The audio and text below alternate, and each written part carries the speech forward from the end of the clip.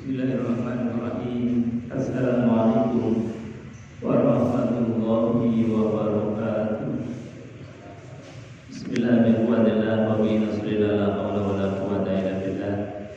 Asyhadu an la ilaha illallah wa asyhadu anna Muhammadan abduhu wa rasuluhu. Allahumma shalli wa sallim ala sayyidina Muhammad wa ala alihi wa sahbihi ajma'in. Rabbi ishrah li sadri wa yassir li amri wa hlul 'uqdatam min lisani yafqahu qawli. Amma ba'd. Qala Allah ta'ala fi kitabil karim wa huwa asdaqul qailin. A'udzu billahi samil 'alim min syaitanir rajim. Bismillahirrahmanirrahim. Ya ayyuhalladzina amanu taqullaha haqqa tuqatih wa la tamutunna illa wa antum muslimun. Shadaqallahul 'azim wa shadaqa rasulul karim. Wa nahnu ala dzalika minasyahidin walhamdulillahi rabbil alamin. Hadirin jemaah salat subuh dan juga kajian ba'da subuh yang dimuliakan Allah Subhanahu wa taala. Alhamdulillah, pagi hari ini di hari yang ke-21, ini artinya sudah masuk paruh yang ketiga. Sebagaimana sabda baginda Rasulullah sallallahu alaihi wasallam, awalul rahmah wa awsatuhu maghfirah wa akhiruhu itqu minan nar. Artinya bahwa fase yang sekarang ini sudah mulai fase dalam pembebasan kita dari panasnya api neraka. Mudah-mudahan kita mendapatkan maghfirah dan juga penutup dari panasnya api neraka. Amin ya rabbal alamin.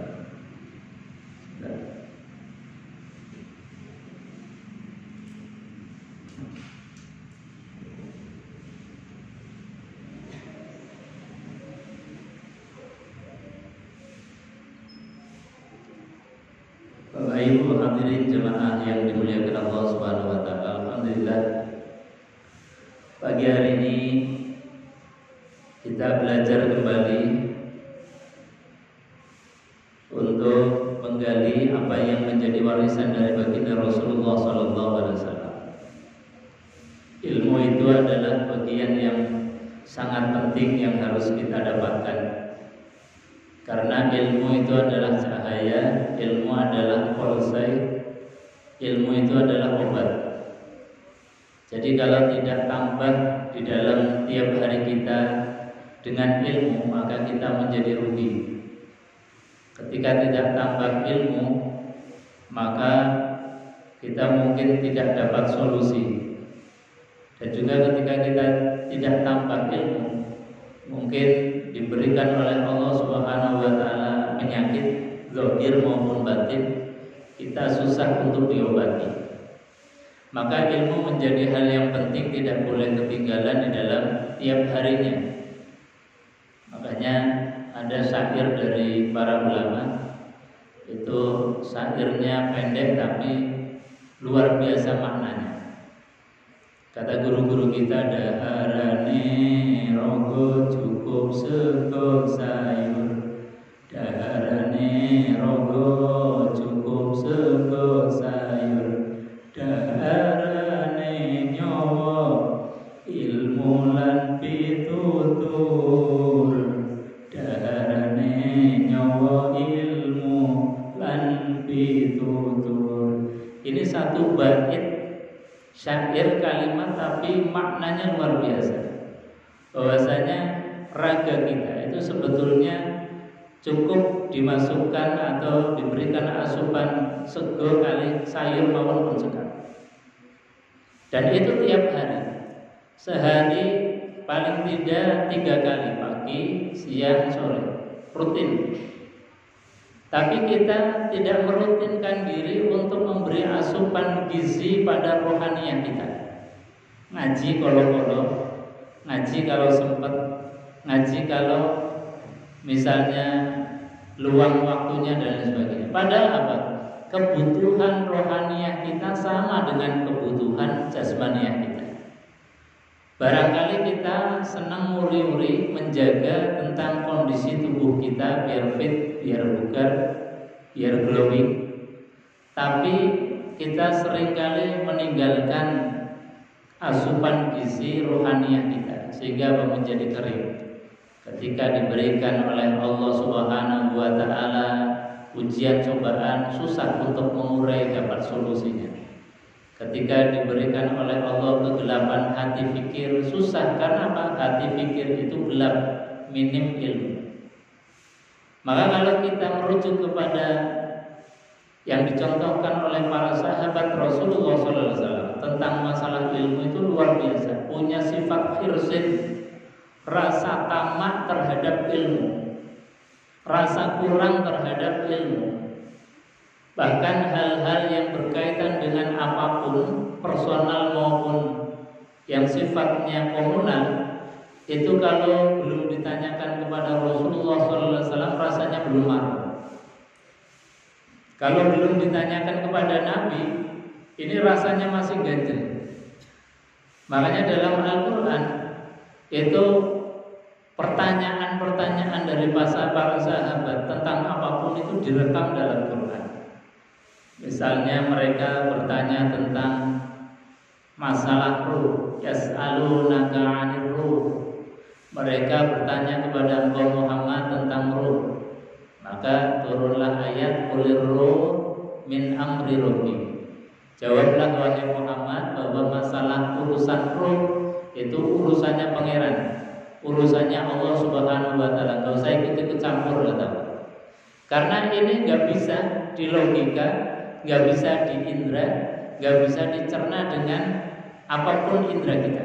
Enggak akan bisa menjangkau.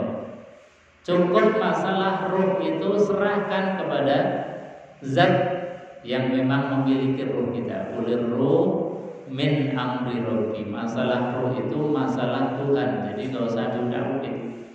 Kalian cukup memberikan asupan gizi ruh itu dengan ilmu.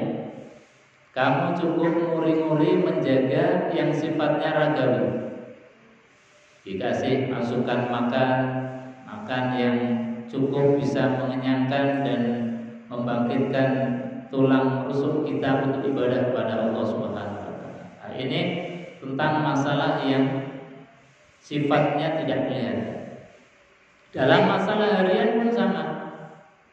Mereka ketika misalnya dulu tradisi minum berjudi masih membudaya, maka ditanyakan kepada Rasulullah, yas'alunaka 'anil khamri wal maisir qul fihima ismun kabir wa manafi'u linnas wa ismuhuma akbaru min naf'ihima. Ini masalah khamr, perjudian yang dulu sudah membudaya. Ini Quran memberikan satu apresiasi jawaban yang luar biasa. Kata Allah, yas'alunaka 'anil khamri wal maisir qul, katakan wahai Muhammad, ismuhuma fihima ismun kabir.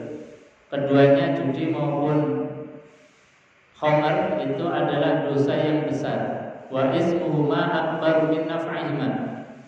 Dosanya lebih besar daripada manfaatnya. Jadi Quran mengapresiasi memang judi secara kasat mata barangkali mungkin ada manfaatnya. Khamr secara kasat mata mungkin ada manfaatnya. Tapi kata Allah, dosanya lebih besar daripada manfaatnya. Ini ditanyakan langsung kepada Rasulullah sallallahu alaihi wasallam. Yas'alunaka 'anil yatama, mereka bertanya tentang anak yatim. Yas'alunaka 'anil ahillah, mereka bertanya tentang masalah hilal, masalah bulan. Nah, seperti kita menetapkan awal Ramadan, akhir Ramadan, menetapkan awal Zulhijjah dan juga bulan-bulan yang lain. Ini ditetapkan melalui penetapan hilal, dan mereka bertanya kepada Rasulullah sallallahu alaihi wasallam. Nah, pagi ini saya akan mencuplik satu pertanyaan mereka tentang masalah berderma. Yang ini di bulan Ramadan kita lagi semangat-semangatnya berbagi, berderma, infak, sedekah jariyah. Maka ilmu bagaimana tentang berderma ini harus kita paham. Jangan sampai kita sedekah ternyata nggak dapat pahalanya sedekah. Kita berinfak, ternyata infaknya dianulir oleh Allah Subhanahu wa taala. Mereka bertanya, orang-orang kaya di zaman Rasulullah, para sahabat yang kaya, itu meskipun kalau gambaran kita, yang penting kan punya uang, kita bisa memberi, nggak cukup dengan itu. Kita berinfak sedekah di samping kita punya harta untuk kita berikan kepada orang lain, tapi juga harus punya ilmu kepada siapa kita ini harus berderma. Urutan-urutan, keutamaan-keutamaan siapa dulu yang harus didulukan. Ini para sahabat menanyakan kepada Rasulullah SAW. Yas'alunaka madza yunfiqun. Wahai Rasulullah, kepada siapa kami ini harus berderma, bersedekah, berinfak. Jadi ditanyakan kepada Rasulullah, yas'alunaka madza yunfiqun qul ma anfaqtum min khairin falil walidain. Kata Allah bahwasanya dalam kita berderma, berinfak, dahulukan yang paling prioritas. Siapa yang paling prioritas? Falil walidain, kepada kedua orang tua kita. Jangan sampai salah urutan-urutannya. Kita semangat berderma, berbagi kepada sesama, berbagi kepada orang lain. Tapi ketika orang tua mau makan misalnya tidak punya uang, kita sebagai anak abai. Orang tua mau berobat, tidak punya uang, kita tidak membantu, tidak memberikannya. Ini namanya keliru. Quran itu memprioritaskan infak kita, derma dan sedekah kita falil walidain, kepada kedua orang tua. Nah, orang tua itu siapa? Orang tua itu ada orang tua yang menjadi sabab lahirnya kita di dunia. Ada bapak, ada ibu kita. Ada sebab hukum. Sebab hukum itu karena kita terjalin hukum pernikahan, maka orang tua dari pasangan hidup kita juga menjadi orang tua kita. Orang tua dari istri atau suami kita itu juga orang tua kita. Itu artinya orang tua sebab hukum. Maka jangan beda-bedakan antara orang tua biologis sendiri dengan mertua, karena diikat dengan hukum. Ketika seorang laki-laki mengucapkan qabiltu tazwijaha wa nikahaha, maka yang menjadi walinya itu adalah orang tua kita. Yang menikahkan itu adalah orang tua kita. Bisa babi hukmin. Jadi sebab hukum kita menikahi seseorang, maka orang tuanya istri juga orang tuanya kita. Maka dahulukan walil walidain, orang tua. Ada juga orang tua bisa babil ilmi, orang tua sebab ilmu. Jadi hubungan-hubungan ilmu, guru murid. Kita belajar dari kecil, tidak tahu membaca, kita jadi bisa membaca. Tidak bisa menulis, kita bisa jadi menulis. Kita belum tahu masalah sholat yang benar, kita bisa sekarang jadi bisa sholat dengan benar. Itu namanya orang tua bisa babil ilmi, orang tua sebab ilmu. Dan kata Al-Imam Al-Ghazali, boleh jadi orang tua sebab ilmu itu lebih utama dibandingkan dengan orang tua bisa babi dengan sebab lahirnya kita. Karena apa? Orang tua yang biologis yang menjadi sebab kelahiran kita, barangkali itu hanya sebab lahirnya saja, tapi nggak pernah mendidik, nggak pernah kemudian mengurusi kita bagaimana kita kenal Tuhan atau enggak, bagaimana kita bisa baca Quran atau tidak. Maka orang tua sebab ilmu itu yang menjadi sebab nanti kita di akhirat akan dimasukkan ke dalam surga, itu lebih utama, kata Al-Imam Al-Ghazali. Apalagi yang orang tua kita ya sebab lahirnya kita juga sebab kita kenal dengan Allah Subhanahu wa taala, itu pasti lebih prioritas. Jadi kalau dalam urutan-urutannya adalah orang tua biologis sekaligus orang tua didik kita, itu yang harus kita utamakan. Atau kalau orang tua biologis kemudian tidak ada, bahkan mungkin menelantarkan kita sejak kecil barangkali, karena memang dalam faktanya itu juga ada, maka yang lebih utama adalah orang tua didik kita, yang mengenalkan kita kepada Allah, yang mengenalkan kita kepada Rasulullah, yang mengenalkan kita tentang Al-Quran. Itu yang lebih utama. Baru yang kemudian orang tua yang sebab biologis yang tidak menjadi pendidik kita. Nah, ini falil walidain. Kita berderma kepada mereka, itu yang menjadi prioritas. Jadi prioritas urutan-urutan yang disebutkan oleh Al-Quran, falil walidain. Baru kemudian siapa? Wal aqrabin, keluarga dekat, orang-orang lingkar utama kita, kakak, adik kita, mungkin bibi, paman kita, pakde kita, bude kita, itu namanya akrab. Orang yang dekat dalam lingkar keluarga kita, itu juga harus kita utamakan. Jangan sama orang lain sergapnya luar biasa, tapi kalau sama keluarga sendiri, ini mau pinjam saja kita kadang cari alasan ribet. Nah, ini urutan Quran. Karena apa? Biasanya kita memang dalam berderma senang pada orang lain, tapi pelit terhadap keluarga sendiri. Ini sudah tabiatnya manusia seperti itu. Karena apa? Biasanya sama keluarga itu macam-macam ujiannya. Ujiannya pinjam gak kembali, kadang-kadang kemudian gak memberikan penghormatan kepada kita, atau ujian kepada kita, macam-macam. Ujiannya kita membantu berderma kepada keluarga lingkar sendiri. Kadang kita malah lebih nyaman pada orang lain, pokoknya ngasih bebas.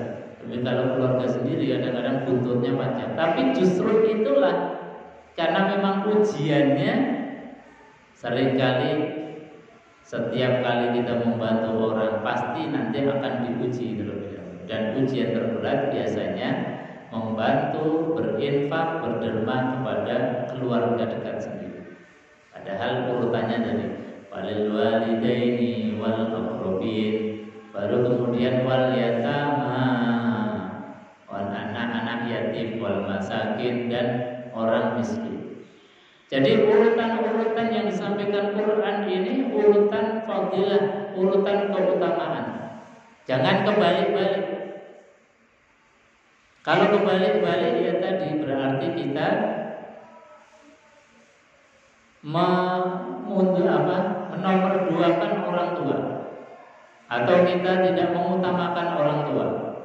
Jadi Quran mengatakan falil walidain wal aqrabin wal yatama wal masakin, baru wabnis sabil, orang yang dalam perjalanan, misalnya kekurangan perbekalan, kemudian ketemu kita minta, itu diantara yang disampaikan oleh Quran.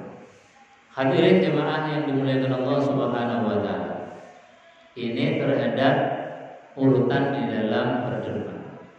Kemudian apa yang diingatkan oleh Allah di dalam Al-Quran tentang ilmunya berderma. Allah mengingatkan jangan sampai kita semangat dalam sedekah, tetapi ternyata sedekahnya ini sia-sia, nggak berpahala, ditolak oleh Allah Subhanahu wa taala.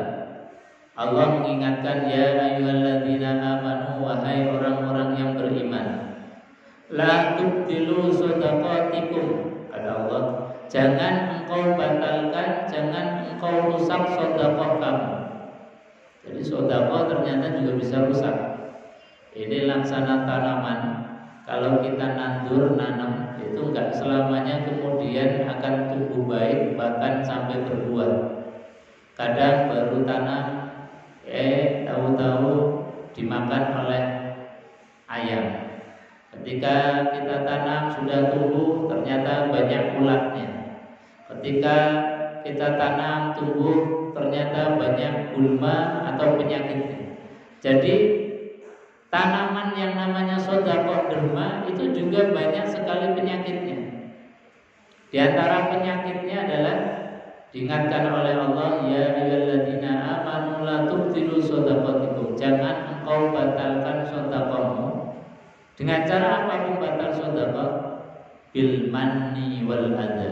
Satu adalah dengan cara diungkit-ungkit. Jadi diungkit-ungkit itu termasuk menghilangkan dari pahala sedekah. Diungkit itu bukan dipublikasikan atau diiklankan atau diumumkan, bukan. Kalau diumumkan tidak masalah. Misalnya si fulan bantu pembangunan masjid, musola, madrasah dengan memberikan sekian juta misalnya, itu enggak masalah. Karena Quran melegalkan bahwasanya sedekah itu bisa dengan dua cara, yaitu sirran wa alaniyah. Sir itu rahasia, wa alaniyah itu terang-terangan, dipublikasikan, banyak orang yang tahu, itu namanya alaniyah. Kadang-kadang orang salah paham, kalau berinfak, bersedekah itu enggak mau dipublikasikan. Padahal Quran melegalkan, boleh, enggak masalah. Jadi sedekah dipublikasikan, diumumkan, enggak masalah. Sir ya bagus, rahasia bagus, karena apa? Bisa menjaga niatan kita untuk ikhlas mencari ridho Allah. Bisa terjadi. Tapi juga ada kejelekannya. Kejelekannya apa?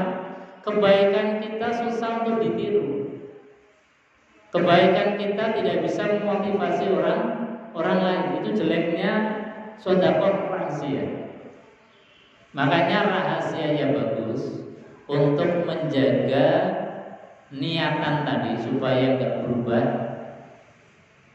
Tapi juga ada efek jeleknya. Efek jeleknya apa? Tidak bisa memberikan contoh kepada orang lain, tidak bisa menjadi motivasi orang lain. Alaniah, terang-terangan, juga itu ada manfaatnya. Manfaatnya apa? Bisa menjadi contoh orang lain, motivasi orang lain. Oh, si fulan yang kerjaannya begini-begini saja ngasih segini, masa saya cuma segini. Akhirnya apa? Terdorong untuk lebih dibandingkan dengan orang lain. Artinya memotivasi orang lain ikut berbuat baik, fastabiqul khairat. Jadi lomba-lomba dalam kebaikan tidak ada masalah. Jeleknya apa? Jeleknya kalau tidak kuat godaan hati, kemudian muncul yang namanya riya. Nah, ini jeleknya. Jeleknya muncul riya. Makanya dua cara ini dilegalkan oleh Allah, bahwasanya sedekah, zakat, infak, berderma itu boleh dengan dua cara, sirran wa alaniyah. Makanya para sahabat ini kalau bersedekah itu ya kadang-kadang terang-terangan, kadang-kadang sembunyi-sembunyi, kadang siang, kadang malam. Karena perintahnya Quran itu ya sedekah siang, kadang sedekah malam. Jadi dua-duanya ini dilakukan karena sama-sama menjadi perintahnya Al-Quran. Nah, yang tidak boleh dan perusak amalan sedekah itu adalah al-manni. Kalau dalam bahasa Jawanya itu mundat-mundat, diungkit-ungkit lagi. Oh, itu kalau enggak karena saya, itu masjid enggak akan berdiri. Itu kalau enggak karena modal dari saya dulu, dia enggak siapa-siapa, dia enggak jadi orang sukses. Nah, itu namanya al-manni, diungkit lagi. Perkara yang sudah dikasihkan di kemudian hari kemudian diungkit-ungkit. Kamu kalau enggak karena bantuan saya, kamu bukan siapa-siapa. Itu namanya al-manni, enggak boleh. Jadi sekali lagi beda antara al-manni dengan i'lan, diberitahukan, disiarkan. Ini yang kadang agak keliru persepsi. Orang sedekah nggak mau dipublikasikan, bagus. Tapi kalau nggak mau dipublikasikan juga niatnya karena riya, ini juga bahaya lagi. Pokoknya sudah, panitia kita serahkan kepada seseorang, panitia dan lain sebagainya. Masalah mau dipublikasikan ya nggak apa-apa, nggak dipublikasikan juga tidak apa-apa. Karena publikasi itu juga bagian dari tanggung jawabnya panitia, juga memberikan contoh dan motivasi bagi orang lain, termasuk anak-anak kita. Kalau kita sedekahnya rahasia terus, nggak bisa dicontoh oleh anak, nggak bisa melihat. Tapi kalau kita terang-terang, oh bapak dulu sukanya sedekah, orang tua dulu sukanya berderma, berbagi dan sebagainya. Akhirnya apa? Menjadi pelajaran dan membuat karakter anak itu menjadi karakter orang yang suka berbagi. Ini apa? Penyakit pertama di dalam bersedekah adalah al-manni, diungkit-ungkit. Yang kedua, penyakitnya sedekah yang menjadi perusak sehingga batal sedekah kita itu adalah al-adza. Al-adza itu menyakiti hati orang yang menerima. Ini jangan sampai. Makanya sedekah itu butuh ilmu. Jangan sampai kita ngasih, tapi habis ngasih kita ngomel-ngomel, merendahkan orang yang diberi, kemudian merasa bahwa yang diberi itu adalah lebih rendah dari kita. Kita merasa hebat, bisa berbagi, sementara yang kita kasih itu orang rendahan.